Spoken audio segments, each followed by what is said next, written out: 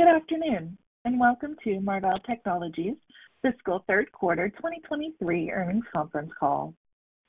All participants will be in listen-only mode. Should you need assistance, please signal a conference specialist by pressing the star key followed by 0. After today's presentation, there will be an opportunity to ask questions. Please note this event is being recorded. I would now like to turn the conference over to Mr. Ashish Saran, Senior Vice President of Investor Relations. Please go ahead. Thank you and good afternoon, everyone. Welcome to Marvell's third quarter fiscal year 2023 earnings call. Joining me today are Matt Murphy, Marvell's President and CEO, and Jean Hu, our CFO. Let me remind everyone that certain comments made today may include forward-looking statements, which are subject to significant risks and uncertainties that could cause our actual results to differ materially from management's current expectations. Please review the cautionary statements and risk factors contained in our earnings press release, which we filed with the SEC today and posted on our website, as well as our most recent 10-K and 10-Q filings. We do not intend to update our forward-looking statements. During our call today, we will refer to certain non-GAAP financial measures. A reconciliation between our GAAP and non-GAAP financial measures is available in the Investor Relations section of our website. With that, I'll turn the call over to Matt for his comments on our performance. Matt? Thanks, Ashish, and good afternoon, everyone.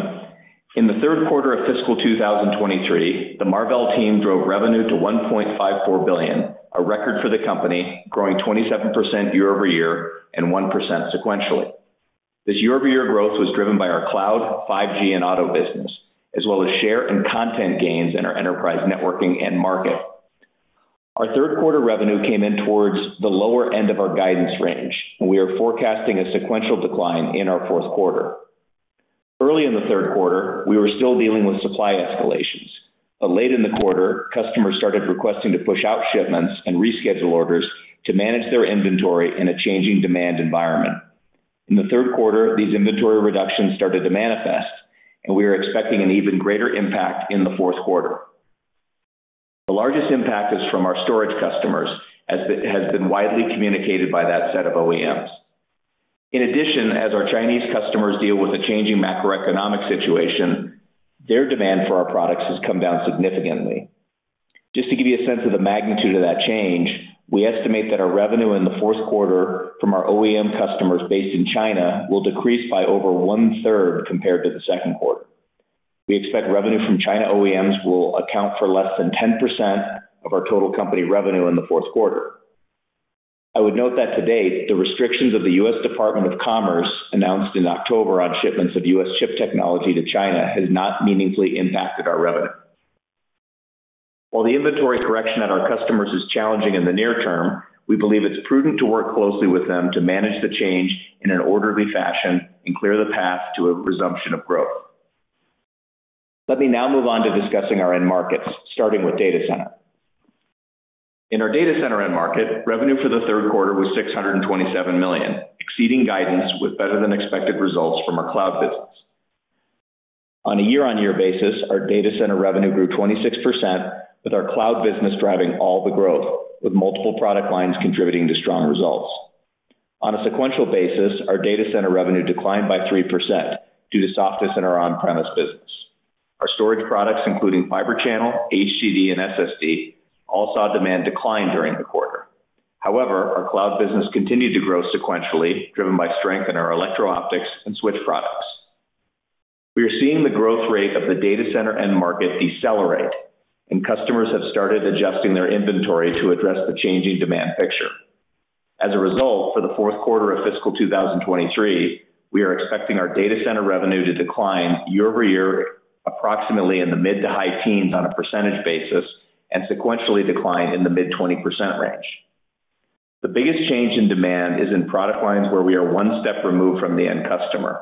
So when demand changes quickly, we are more exposed to the supply chain bullwhip effect. As a result, we expect the impact to be the most pronounced in our storage business, which we project will be responsible for the bulk of the overall sequential decline in our data center revenue. In particular, we are projecting a very large reduction in shipments of our HDD controllers and preamps as HDD OEMs deal with a broad-based inventory correction. The rest of our data center business is also expected to deal with inventory adjustments by our customers, but to a much lesser extent compared to our storage business. While we work through the near-term situation in the data center end market, we remain confident in our multiple long-term growth drivers. In the third quarter, we started ramping our cloud-optimized silicon design wins into production and are planning to launch multiple additional products in fiscal year 2024 and 2025. Our successful execution on the first group of projects, coupled with our ongoing investments in data infrastructure silicon IP and advanced process and packaging technologies, is opening up an even larger set of opportunities with cloud customers. In the third quarter, we launched our next generation cloud security solution, Marvell's Liquid Security 2 HSM adapter, the industry's most advanced solution for enabling encryption, key management, and authentication in the cloud. Powered by Marvell's cloud-optimized Octeon DPU, LS2 is a converged security platform for payment, privacy compliance, and general-purpose applications. We are also making progress on two of our longer-term growth initiatives in the cloud, CXL and AECs. In the third quarter, we announced availability of our CXL development platform for cloud data center operators and server OEMs, enabling two key use cases, memory expansion and memory pooling. The platform pairs Marvell's advanced CXL technology with the latest CXL-capable CPUs, including the new 4th Gen AMD EPYC processors, demonstrating multi-host memory pooling.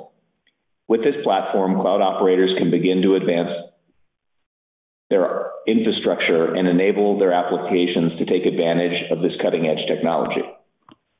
I'm very excited to announce that we have recently won a significant design at a Tier 1 hyperscaler, projected to drive a substantial amount of revenue in aggregate over the program's lifetime. Product development activities are in full swing, and our team is driving a large and growing pipeline of CXL opportunities. In the AEC market, multiple cable manufacturers have started sampling 100 gig per lane active electrical cables powered by Marvell PAM4 DSPs to cloud data center operators, which we expect will pave the way to broader adoption and expand our addressable market. Turning to our carrier infrastructure end market, revenue was $271 million, growing 26% year over year and declining 5% sequentially. On a year-on-year basis, the vast majority of our growth was driven by our wireless business, which continued to benefit from the growth in 5G adoption. As you recall, the annualized revenue run rate for our wireless business crossed $600 million in the second quarter of this fiscal year.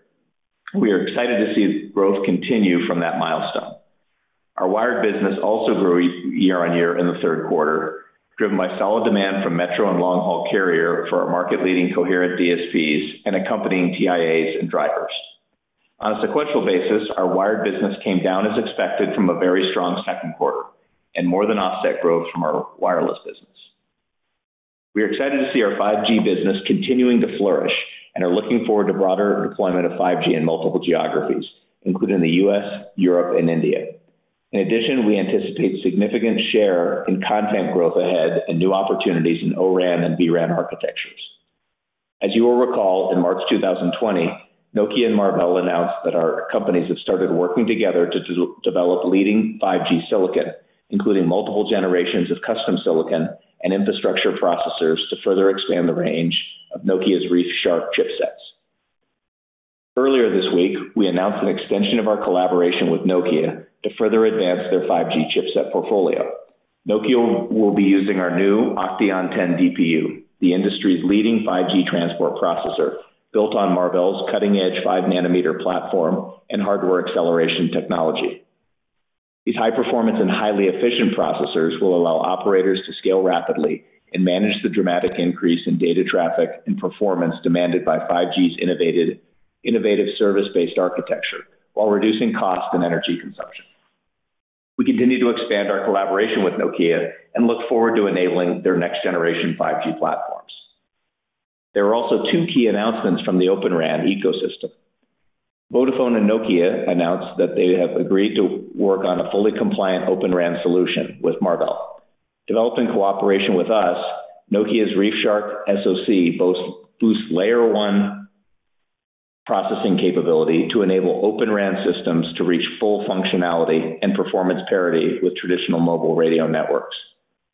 In another development, Vodafone and Samsung recently announced that they are jointly cooperating with Marvell to accelerate the performance and adoption of 5G Open RAN across Europe.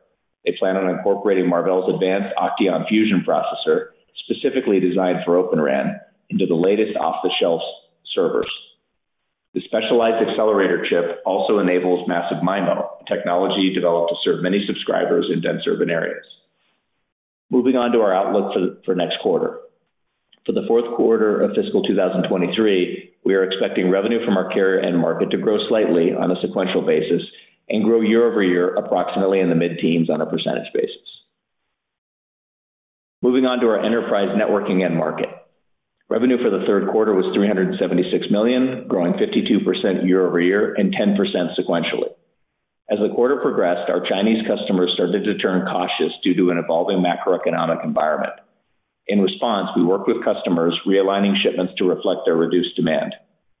As a result, despite the strong sequential and year-over-year growth, revenue was lower than our guidance.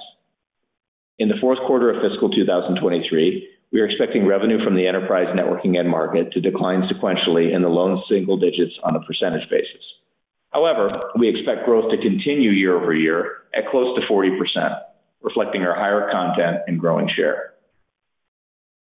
Turning to our automotive and industrial end market, revenue for the third quarter was $84 million, growing 26% year over year and 1% sequentially. Revenue was lower than our forecast in industrial, as well as automotive, where we continue to experience supply challenges in certain legacy nodes. We expect these supply challenges to start to improve in our fourth quarter. On a sequential basis, our auto business continued to grow, partially offset by a decline in our industrial business. On a year-over-year basis in this end market, Marvell's growth was primarily from our auto business, driven by continuing adoption of our Ethernet technology. Our auto business achieved another milestone in the third quarter, with annualized revenues exceeding $200 million. As you recall, we have been accumulating platform design wins across a broad spectrum of auto OEMs. We have generated a substantial pipeline of lifetime revenue that will benefit us over many years. Looking to the fourth quarter of fiscal 2023, we are projecting strong growth for our overall auto and industrial end market, expecting revenue to grow approximately 30% year over year and in the mid-20% range sequentially. Moving to our consumer end market, revenue for the third quarter was $178 million, declining 2% year over year and growing 9% sequentially. Looking ahead to the fourth quarter of fiscal 2023, we are forecasting revenue to be flat sequentially and decline in the low to mid single digits year over year on a percentage basis. In summary, Marvell delivered record results in the third quarter despite the macroeconomic uncertainty in the world and inventory corrections in some of our end markets. Taking stock of our progress this fiscal year, at the midpoint of our fourth quarter guidance, we are projecting full fiscal year revenue growth in the low 30% range. While we are not immune to the global slowdown impacting the semiconductor sector, we expect to finish this year growing revenue well above the industry and our long-term model, reflecting our continued focus on data infrastructure. Looking forward to the next fiscal year, we remain confident in our key growth drivers of cloud, 5G, and auto. We expect that our cloud-optimized silicon programs will build from the initial ramp that started in the second half of this fiscal year and continue to grow approximately $400 million in aggregate revenue in fiscal 2024 and $800 million in fiscal 2025. Our cloud customers are relying on these chips to build incredibly efficient and optimized custom hardware to enable their key growth drivers. In addition to our cloud-optimized programs, we expect that our 5G products and our automotive business will drive strong year-over-year revenue growth in fiscal 2024. Offsetting this growth to an extent, we expect a few quarters of inventory adjustments in some of our businesses as customers realign their demand. We continue to be disciplined on operating expenses. We have tightened spending and slowed our pace of hiring, focusing on critical hires for future success. At the same time, we continue to invest in our long-term growth initiatives, including our 3-nanometer silicon platform, which is now available for new product designs. In addition, we are committed to executing on a number of new products which our customers have designed into their mission-critical applications. Over the last few years, we have significantly transformed the company, creating a diversified business with growing exposure to multiple infrastructure end markets with strong secular growth drivers. Our business is at scale. We have a growing design win funnel, leadership products, and strong customer engagement. We've built an extraordinary team at Marvell with a track record of execution excellence, and we believe we are well positioned to navigate the current environment to continue to deliver strong top and bottom line results over the long term. With that, I'll turn the call over to Jean for more detail on our recent results and outlook. Thanks, Matt, and good afternoon, everyone. I'll start with a review of our financial results for the third quarter and then provide our current outlook for the fourth quarter of fiscal 2023.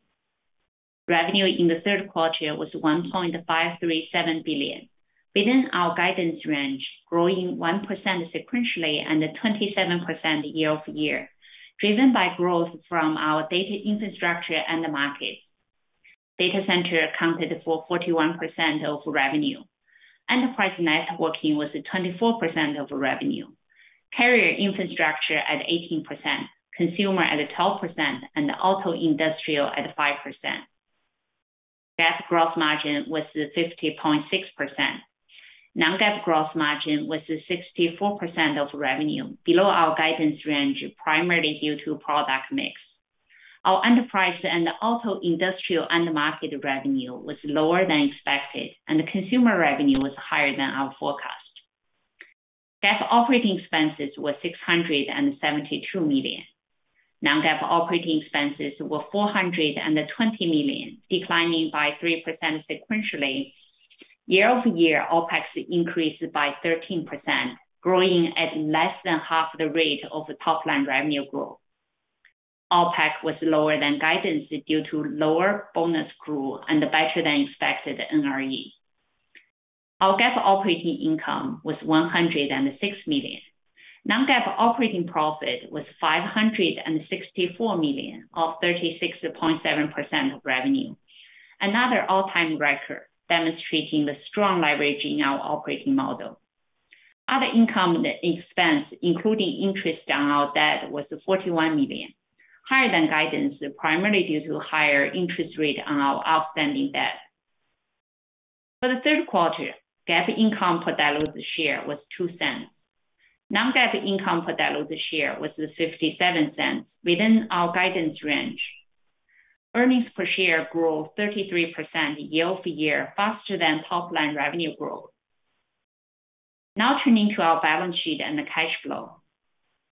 During the quarter, we generated $411 million in cash from operations, reflecting our strong earnings offset by continued working capital investment to support our top-line revenue growth, including $94 million in payments for long-term back-end and substrate capacity agreements. These agreements are critical to ramping our complex products in data infrastructure market, including the cloud-optimized silicon solutions Matt discussed earlier. In the third quarter, we increased our inventory by $44 million, or 5% sequentially. Looking at the change in demand we are forecasting in the fourth quarter, we expect our inventory level to continue to be elevated. We are focused on prioritizing new product ramps to support our customers. Since most of our products have long product cycles of 3 to 5 years or even longer, we are comfortable carrying higher inventory in a dynamic supply chain environment, and we plan on reducing inventory starting next fiscal year. As of the end of the third fiscal quarter, our cash and cash equivalent was $723 million, increasing by $106 million from the prior quarter. Our total debt was $4.5 billion. Our gross debt to EBITDA ratio was 1.9 times, and net debt to EBITDA ratio was 1.6 times. During the third quarter, we returned $101 million to shareholders through $51 million in cash dividend and $50 million of share repurchases. In summary, in an uncertain macroeconomic environment, the Marvell team executed very well, delivering top-line revenue growth and the earnings expansion much faster than revenue growth. Now turning to our guidance for the fourth quarter of fiscal 2023. We are forecasting revenue to be in the range of $1.4 billion, plus or minus 5%, We expect our GAAP gross margin in the range of 48.2% to 50.2%. We project our non-GAAP gross margin will be approximately 64%. We project our GAAP operating expenses to be approximately $646 million. We anticipate our non-GAAP operating expenses to be approximately $430 million. As Matt mentioned earlier, we have proactively slowed down our pace of hiring and tightened discretionary spending to manage our operating expenses. We have a proven track record of executing through economic and market cycles to maintain strong profitability while we continue to invest in long-term growth initiatives. As a reminder, looking ahead to the first fiscal quarter of 2024, due to the typical seasonality in payroll taxes and employee merit increase, our OpEx tends to increase from the fourth fiscal quarter in the high single digits sequentially on a percentage basis. Following the step up in the first fiscal quarter, we are currently planning on holding our OpEx approximately flat at that level for the next few quarters. Other income and expense, including interest on our debt, is expected to be approximately $44 million. We expect a non-GAAP tax rate of 6% for the fourth quarter, and currently expect this to increase slightly to 7% next fiscal year.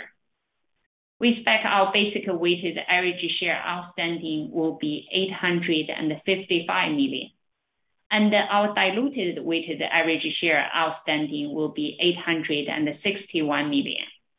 As a result, we anticipate GAAP earnings per share in the range of break even to 5 cents per diluted share. We expect non-GAAP income per diluted share in the range of 46 cents plus or minus 5 cents. Operator, please open the line and announce Q&A instructions. Thank you. Thank you. We will now begin the question and answer session. To ask a question, you may press star, then one on your touch-tone phone. If you are using a speakerphone, please pick up your handset before pressing the keys. To withdraw your question, please press star, then two. In the interest of time, please restrict yourself to only one question. If you have additional questions, please rejoin the queue. At this time, we will pause momentarily to assemble our roster.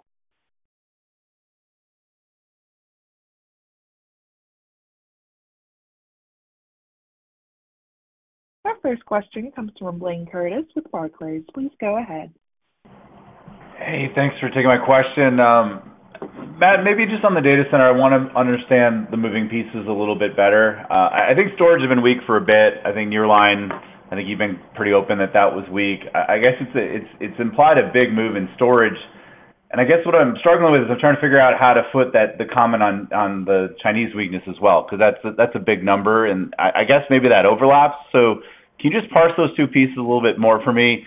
When you say China's weak, what kind of products are we talking about? Is there a way you kind of give any better color on that within the data center for January?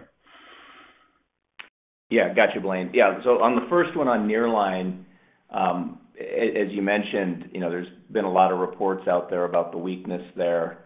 We really, hadn't seen that when we guided the quarter. In Q3, we started to see some weakness, but the impact is very pronounced in the fourth quarter, and that nearline weakness obviously flows into the data center end market, into that bucket. When you go to China, and the weakness we've seen there, that's really in the enterprise area. So while overall enterprise is hanging in there, it was slightly below in Q3. We've had some offsets to that from strength elsewhere, but the main impact of the Chinese customers has really been an enterprise for the most part. Thanks. And then if I could just follow up, you mentioned in terms of the cloud, you said it was actually strong in October, both optical, as well as switching. But you also made the comment that I think data center is decelerating. So can you just put those two together? Are you still seeing strength in U.S. cloud and weakness elsewhere? Is the comment on data center weakening just on-prem? What did you mean by that? Yep, great question. So let me take it from the top. So first point would be that if you look over the last few years, cloud CapEx has been on fire. It's been growing 30% kind of plus for the last few years. This year, if you look at reports and kind of what we see is probably something in the 15% range for 22, and then depends on who you talk to, but probably down in the low to mid single digits or maybe mid single digits for next year. So that's the deceleration that we're talking about. And as the macro has started to catch up, even with these large cloud companies, you see them very publicly tightening their CapEx, tightening their OpEx. And, they've had this supply chain built in the data center, which was geared up for a lot of growth. And so as they reset those expectations, it's not a real smooth process. Storage is the most pronounced, as I mentioned earlier. That's the majority reason code for the sequential decline. But we are seeing inventory adjustment as well, to a much lesser extent, and I'd say the broader set of product lines outside of storage that we sell into data center.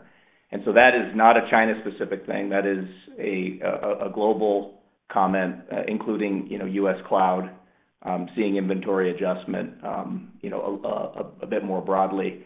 And that's a change, certainly, from where we were, say, a quarter ago when we were mired in supply escalations and expedites to an environment where it's now how do we work together to manage the inventory and manage the new reality. And so that's what you see in the guide for Q4. Hopefully that was helpful to give you the perspective you were looking for. Thanks for the color. Yep. Our next question comes from Vivek Arya with Bank of America. Please go ahead.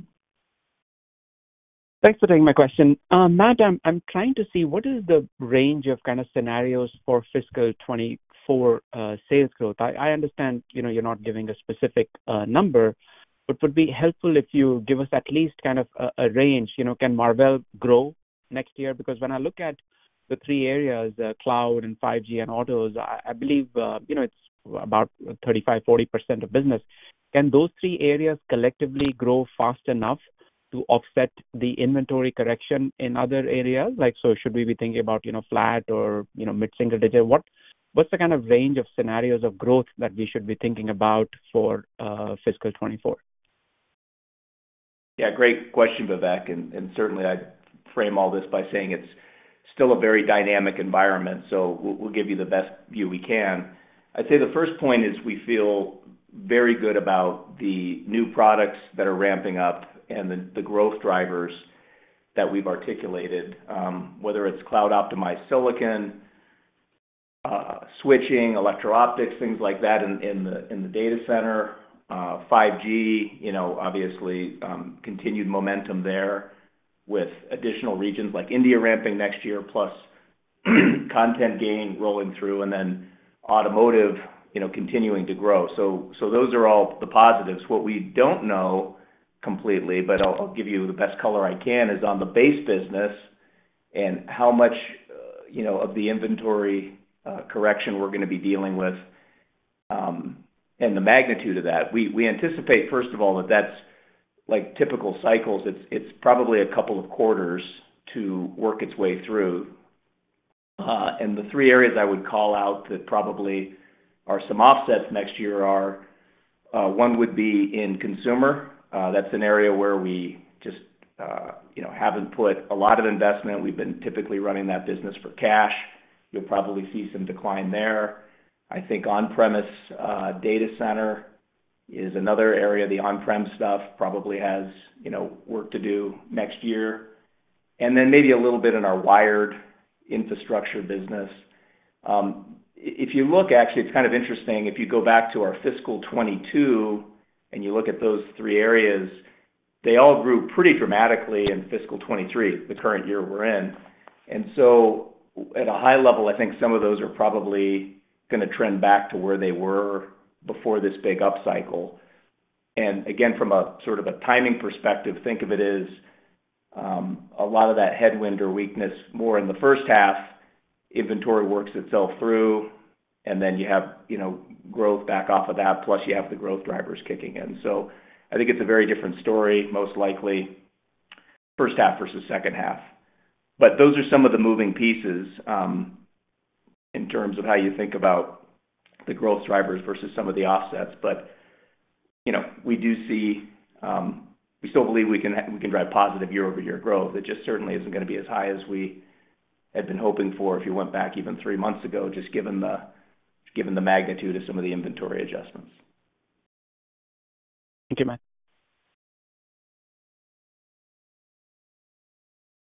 Our next question comes from Timothy Arcuri with UBS. Please go ahead. Thanks a lot. Matt, just along the same lines of that question, I'm just kind of wondering if you can help us figure out what a reasonable baseline is in the data center business headed into next year.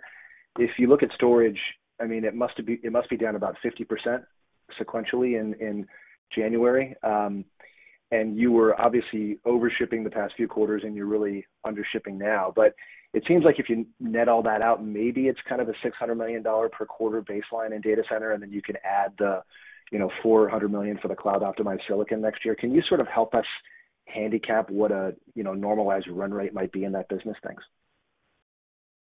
Yeah. Well, first, I think you're in the ballpark on storage, and just for a little context, the magnitude of that decline, we can't find a data point that shows it declining that quickly. Even when we look back to the reset in 2019, this is down a lot more than that in the same time frame.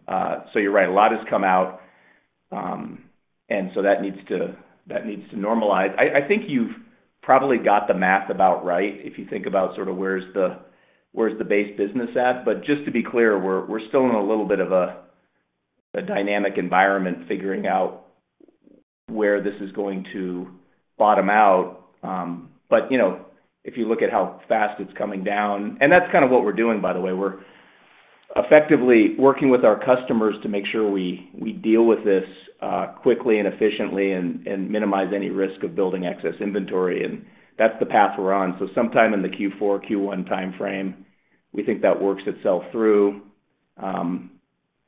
And then you start to kind of grow from there. But that's probably reasonable. Probably as an annualized type of run rate, maybe a little bit lower in the first half and certainly higher in the second half as the new designs really ramp up. Yeah, got it. I guess just maybe I was just trying to get, to hold people's hand a little bit on the non-storage stuff, because people will say, well, the issue is not just storage, the issue is the other stuff too, but it sounds like it's not. There is some. I mean, just to be very, very clear, right? The major reason code for the sequential decline from Q3 to Q4 in the data center line is storage.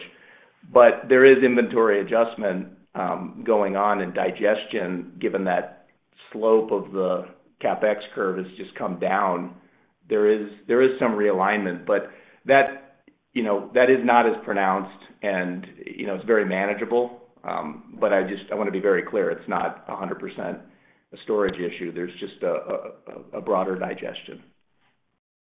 Of course. Yep. Thank you, Matt. Yep.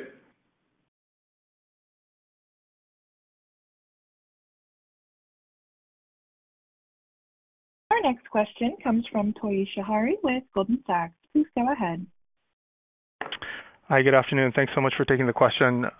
Matt, if we take your guidance for the carrier infrastructure business in Q4, I think you'll be doing about $1.1 billion in revenue in the full year, maybe a little bit below that.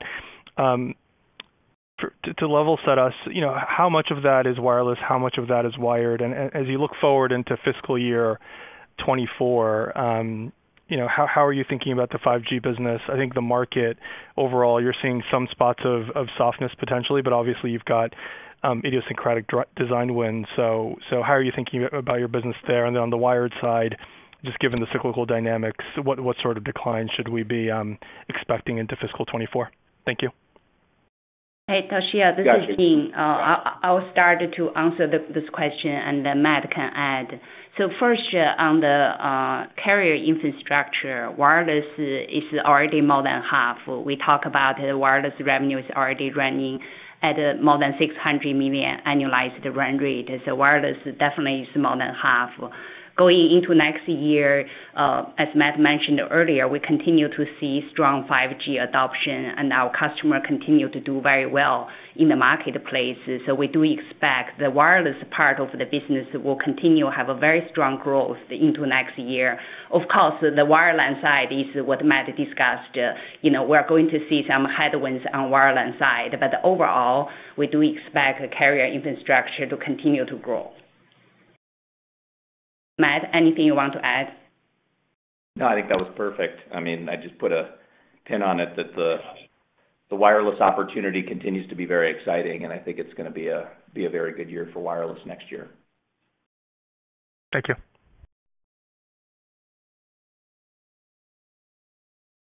Our next question comes from Karl Ackerman with BNP Paribas. Please go ahead. Yes, thank you. Two questions, if I may. Matt or Jean, I wanted to first discuss enterprise networking. You spoke about how China impacts that a little bit, but ex-China, are you still seeing growth? And I know some of your networking OEMs have spoken about some moderating orders, but I think last quarter you said that this segment was an area that was most constrained, and so I want to clarify whether that's still true, and if you could kind of tie in the amount of inventory that some of those customers have to get a better sense of the demand dynamics of enterprise networking going into fiscal 24. Thanks. Sure. I'll make a few comments, and then Jean, why don't you add as well? A couple things are going on. One is the supply environment has definitely improved. Now, some of that is because of the weakness in the China market. That's opened up supply we can give to other customers, because generally, outside of a few select cases, our enterprise business is mostly merchant products. These would be Ethernet switches, gigabit and multi-gigabit PHYs, embedded processors, Carl, things like that. So when you would have a demand softness in one region, that helps things. So the supply situation has improved, which is a good thing. We do have some of our own growth drivers as well. We've highlighted this over the last few quarters. We have some new custom silicon wins that are ramping up. That's offsetting, some of that weakness as well. But in general, the non-China piece has done okay. It probably, we're being cautious about how we think about it for next year. So, I think the run rate that we've guided to in Q4 is probably, a safe run rate to think about for next year. Even if there's a little bit of weakness or there is some inventory digestion that goes on, we do have content gains still rolling through. And so those are some of the moving pieces. You basically have China going down, U.S. customers, where we've got either new design wins or share gain or content gain, and so it sort of all aligns to the numbers where we've guided for Q4. Jean, anything you want to add? No. Got it. No, that's helpful, Matt.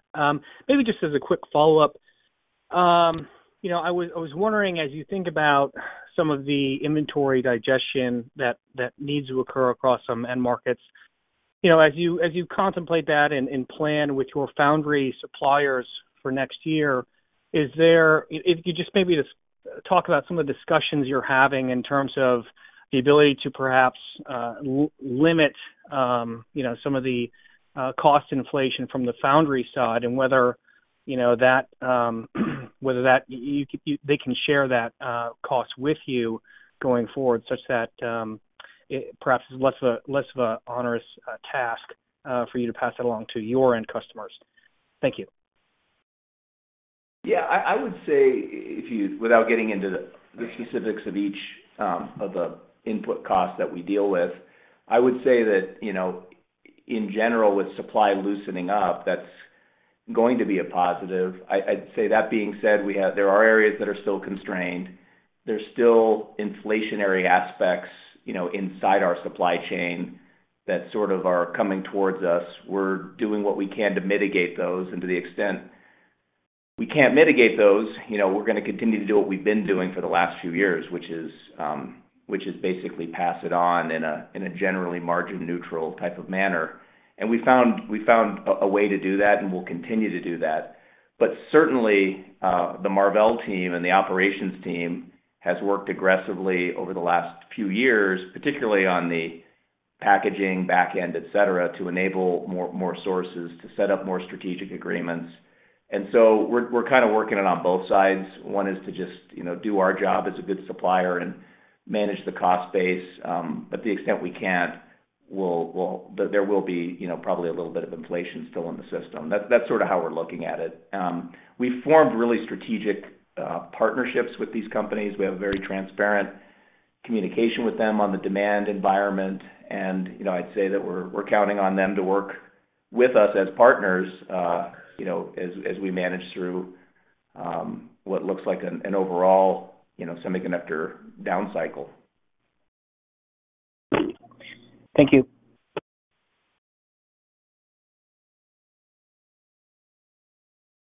Our next question comes from Gary Mobley with Wells Fargo. Please go ahead. Hey guys, thanks for taking my question.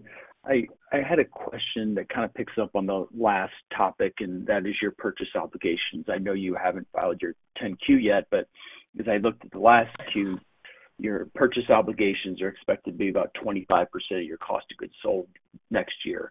And so given the current market softness, do you anticipate being able to utilize all that? Do you anticipate the possibility of any sort of inventory write-down? Thank you.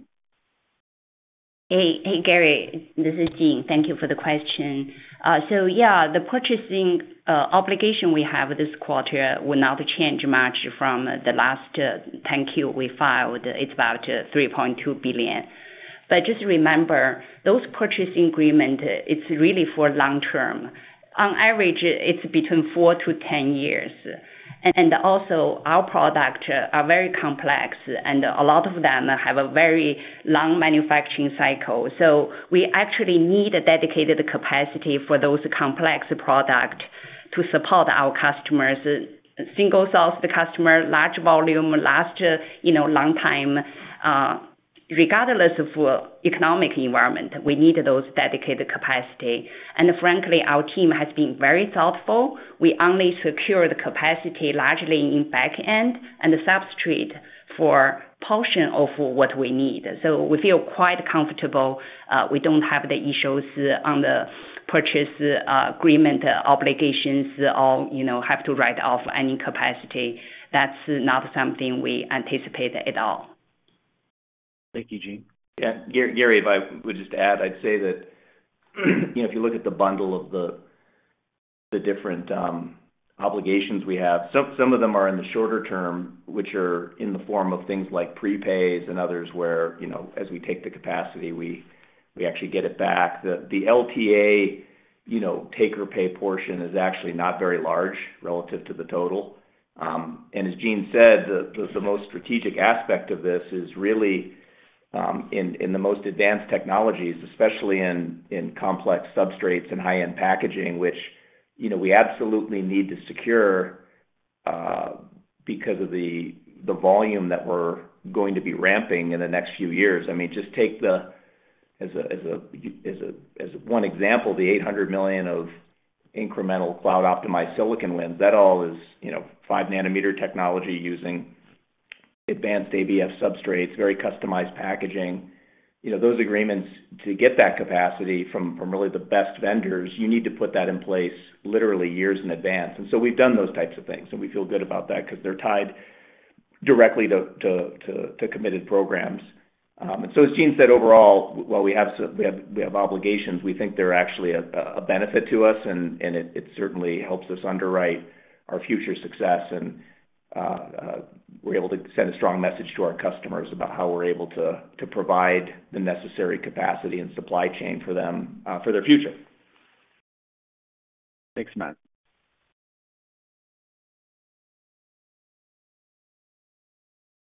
Our next question comes from Ross Seymour with Deutsche Bank. Please go ahead.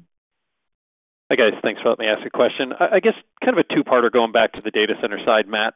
Could you just level set us? What percentage of the third quarter data center business was storage?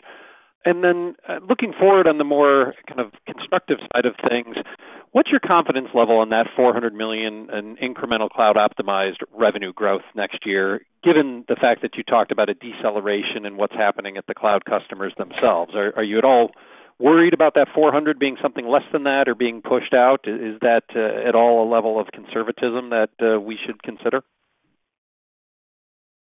Sure. Yeah, let me answer the second one first. The answer is we feel very good about that revenue stream. Part of it is, if you remember, Ross, we went from talking about the 400 and 800 to actually talking about, call it 400 plus, 800 plus, because we had gotten additional design wins. That created a little bit of a buffer as well, because I think even if we hedge it for next year and the volumes don't quite, achieve what we would have thought, we actually had one additional business that gives us some comfort around that.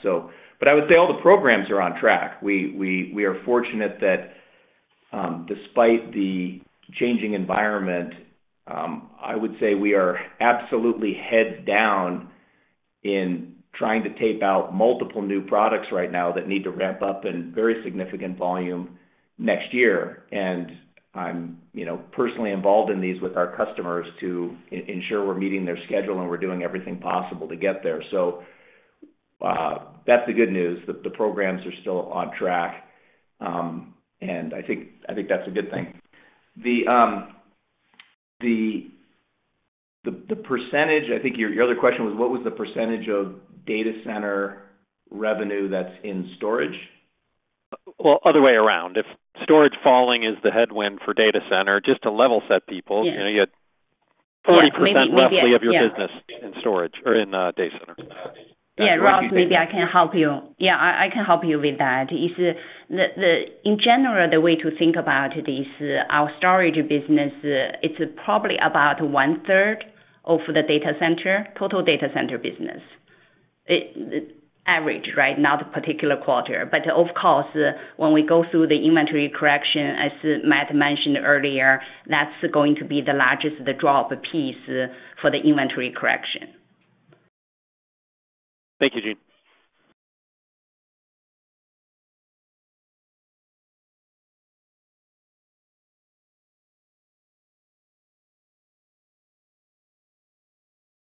Our next question comes from Harlan Sur with JP Morgan. Please go ahead.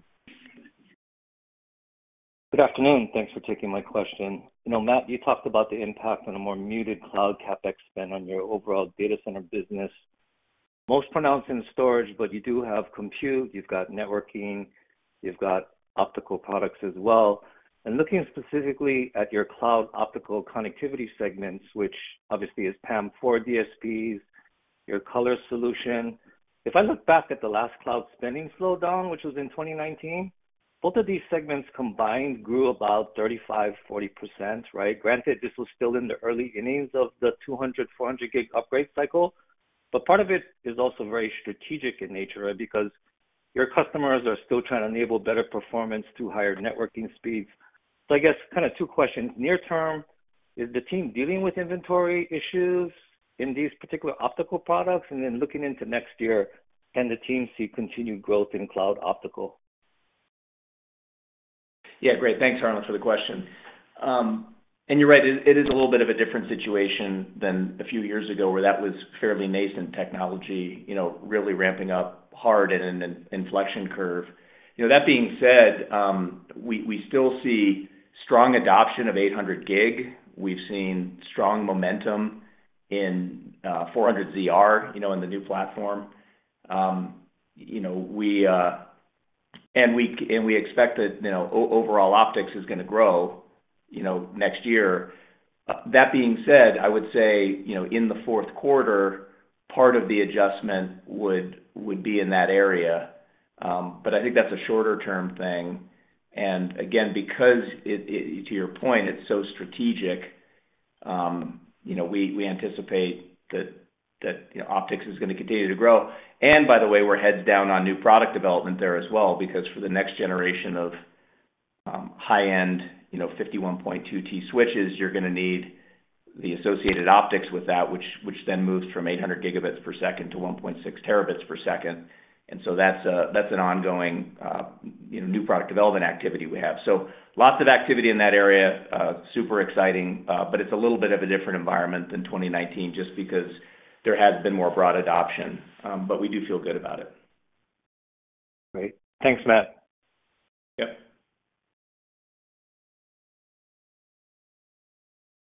Our next question comes from CJ Muse with Evercore. Please go ahead.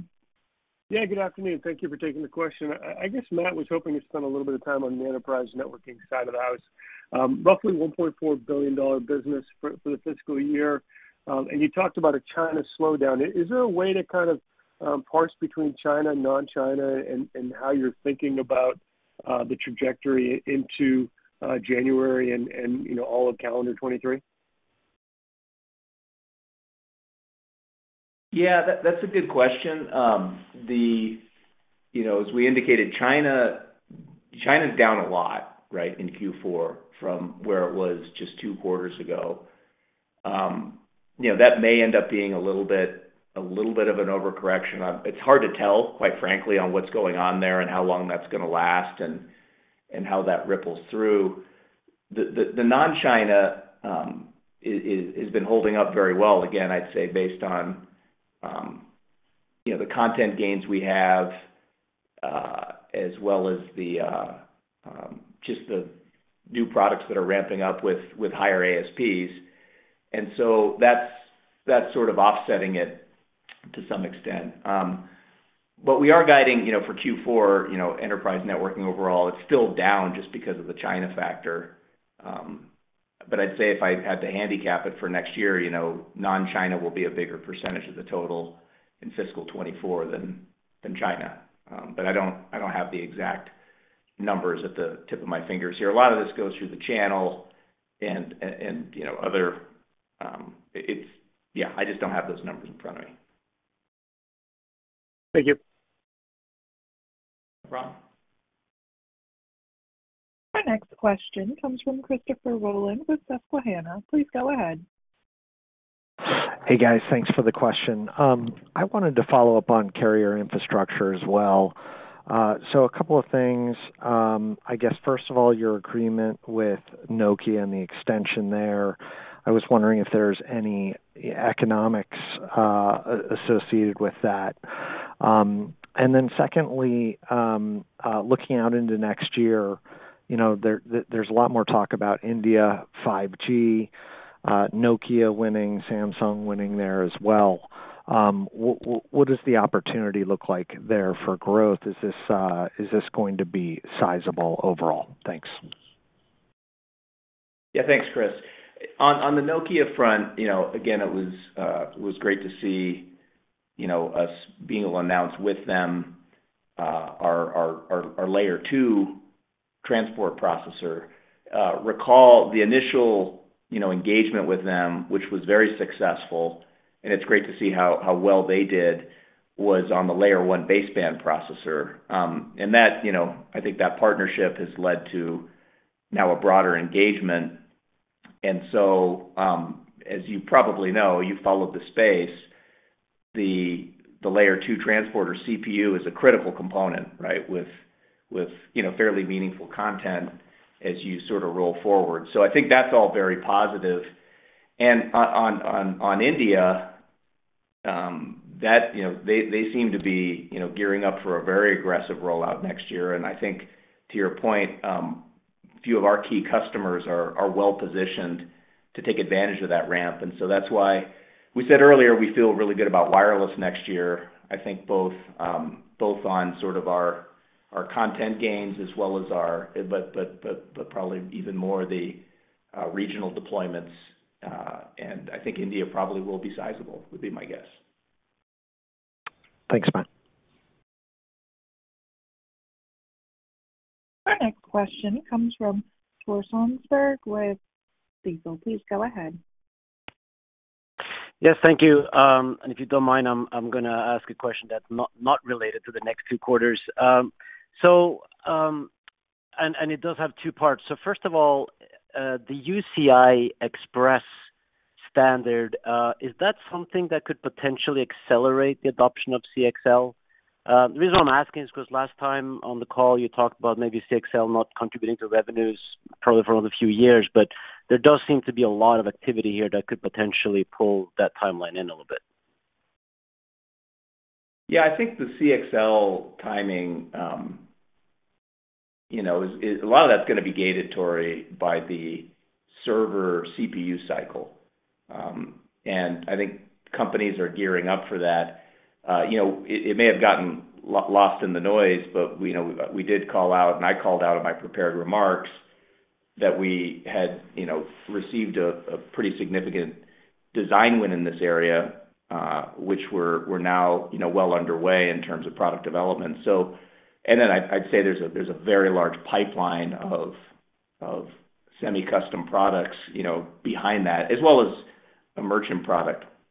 So I think that activity is still level of activity is very high with our customers, but I don't have visibility to any sort of change in terms of when those products would ramp necessarily. But it's a very strategic new area for us, and I'd say we continue to be focused on building a leadership position there. A lot of these products, especially as you get into the larger pooling devices, accelerators, these are in some cases have multi-core CPU. They're in 5 nanometer. They have security features. There's quite a few things that we're adding, and so these are looking more and more like very customized SoCs, which then enable these customers to really take advantage of completely new architectures relative to how they interface their CPU, GPU, XPU, whatever you want to call it, ASIC, with memory. And so I think that's going to continue to be a very strategic area of focus, and getting a large win committed and underway is a really good thing. Great. And the second part of the question was related to your new product, and you did mention this earlier. So AEC, when should we expect Marvell to get some revenue contribution from AEC? Is that also sort of a few years out, or could you already start to see some revenues next year? I think we need to let that one play out a little bit, Tori. We're taking that one step at a time. I think the milestone really was, lining over the last year, really getting our solution designed in across a broad array of high volume, proven cable suppliers to the largest hyperscale companies, and we've done a great job there. And we've now started sampling those, and we have a very high level of interest. But at this juncture, we haven't really sized exactly our opportunity and the timing. But we'll do that in due course as we get better visibility to the take-up, of our customers that are competing in this market. But that trend is very real.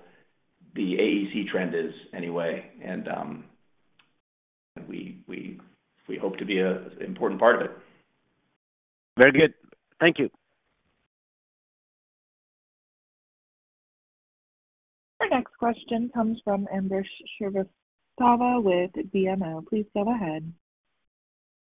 Hi, thank you. I just wanted to come back to this is a clarification for Eugene.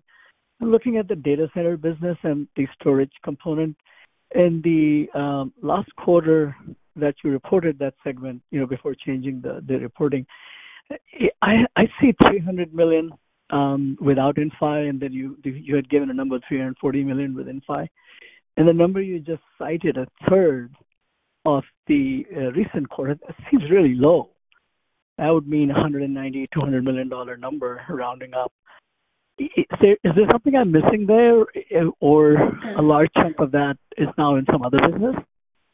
Yeah. Maybe let me just recap and clarify. I think before we changed the reporting, our storage business annualized run rate, it's about $1.4 billion. Yep. So that's what you're mentioning is before we change the reporting by end market. That's what our overall storage business. Just as a reminder, it includes HDD, flash controller, preamp, and also fiber channel. So it's all the different storage product lines included there. And over time, the storage has come down. The number I mentioned, 1/3, is not a particular last quarter. It's more, generally when you look at the several quarter on average is 1/3. The first half, if that definitely is much higher, and now it's much lower, right? When you think about 1.4 billion storage revenue, I'm talking about 60% it's in data center. That's what we told the investors during our investor day. Yep. So hope that help you to clarify different pieces. Yeah, no, it does. So that means it's come down from 1.4 billion annual run rate to 800, right? I don't think the way you can think about that. It's 1.4 billion. The first half of this year, it probably was much higher than 1.4 annualized run rate, and now it's dropping much lower, right? The second half, the run rate probably is very low. Yeah. Got it. Okay, that is very helpful. Then I had a follow-up for you, Matt. We're looking at storage, and I don't follow the disk drive guys, but Seagate consensus has them down 3 quarters in a row, WD 2 quarters for the mass storage business. And then you throw in the bullwhip effect. So you're seeing a much bigger impact than consensus has those guys modeled. So is that the right way in terms of timing, a couple of quarters before this business comes back? And then the other businesses within data center thanks for the clarification earlier when you said it's not just storage. When do those businesses, because that magnitude is less, right, in terms of no real bullwhip effect yet. So if you combine all that, should we be modeling past December a couple of quarters of sequential declines? Yeah, so let me just break that into 2 pieces. I think you absolutely nailed it when you talked about the end customer kind of dynamics and their trajectory versus ours. That is exactly the bullwhip effect. I mean, you could actually just draw the bullwhip and you can kind of plot where we would be on that. And that's why, and we've seen this historically in any business where you're kind of one additional step removed, you tend to have more volatility, right? It's just the way it works. So that I think you can expect. And again, we don't know exactly, but we anticipate just on past experience, it's probably a couple of quarters to work through that. And then on the other piece, which was the non-storage piece, it's inventory digestion. I mean, we've kind of taken a view, Ambrish, which is, and I've been through different scenarios in my career here on how you manage when demand drops, and you can kind of work with people and manage a soft landing, or you can keep shipping and then you pay the price later in a very hard way. And so our view has been, let's get through this and get it behind us, and also get to a point where, as you get your visibility up and inventory goes down and lead times turn to normal, your forecast accuracy improves.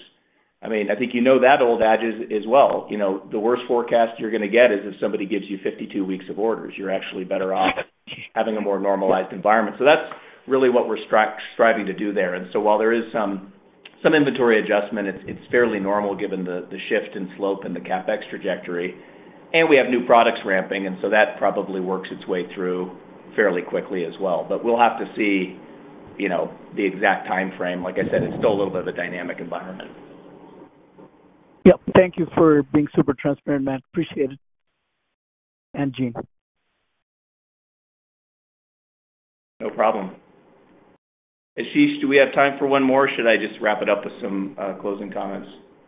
Yeah, go ahead, wrap it up, Matt. Thanks. Perfect. Yeah. Well, thanks everybody for all the questions. Just a little bit of a few comments as we close here. Look, first, I think Q3 was a great quarter for us. I mean, we're in the middle of a pretty severe macroeconomic environment. A lot of other companies have obviously seen some of this inventory digestion and impact earlier. But in Q3, we delivered record revenue, very strong operating margins. Even if you look at the fourth quarter guide and you kind of compare our second half of this year to a year ago, we're up about 15%. And when you look at sort of the rest of the market, take sort of large digital peers, that peer group's down about 5%. So we still think even with a softer Q4 guide, we continue to perform very well from a top-line perspective. I'd say also we've been disciplined on managing expenses. Pro forma FY23 will grow about 28%. And if you look at our OpEx increase, it's about 14%. So we've been basically growing operating expenses at about half the rate of revenue growth. And we've been able to put together a world-class team as a result to execute on these massive design wins we've gotten over the last few years. And so while we're going to be disciplined in our spending, and Gene sort of gave you the model on OpEx, we feel very good about the size of the team, the resources we have, and the ability to execute, which our customers are counting on. And I believe if we do that, there's even more to come. So in conclusion, we continue to have the right strategy with really strong partnerships with key customers. We think we're in the right markets, and the growth drivers of cloud, 5G wireless communications, and automotive continue to be three of the largest growth opportunities in the semiconductor industry, and Marvell is extremely well positioned there. So thanks for all the questions. I'm sure we can be more helpful in the callbacks as well. There's a lot of moving pieces, but thank you so much for your time today. The conference is now concluded. Thank you for attending today's presentation. You may now disconnect.